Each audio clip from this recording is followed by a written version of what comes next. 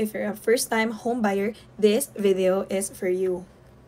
Perfect din to para doon sa mga homeowners na matagal nang nagbabayad ng monthly amortization nila only to find out na ang liit ng amount na napunta sa principal.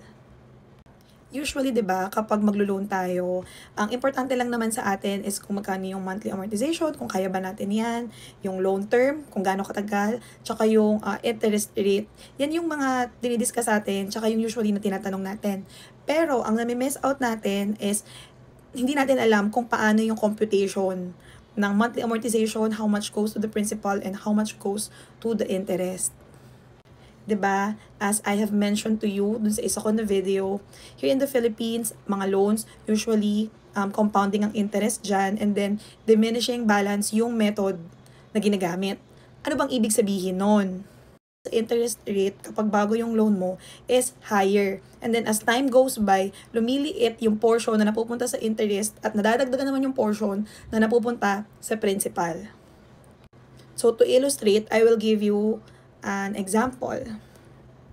So for reference, ang gagamitin natin is yung maximum principal na pwedeng i-loan sa Pag-ibig, which is 6 million pesos.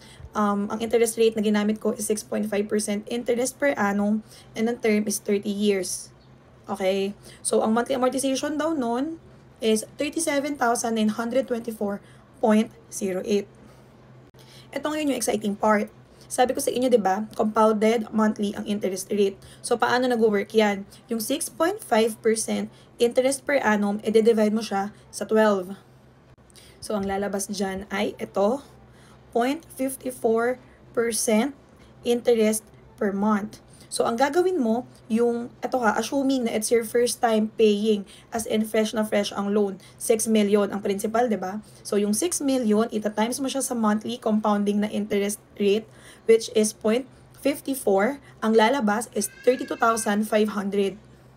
Yung 32,500, yun yung amount na napunta sa interest. See, super laki ng amount na napunta sa interest. Sa principal, 5,424.08 lang. So, ayan.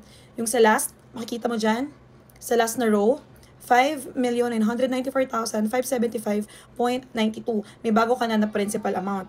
Yung principal amount na yan, dyan naman magbe-base yung for the second month mo. So, ita-times mo ulit yan. Yung 5.9 million na yan, ita-times mo yan sa 0.54% interest rate.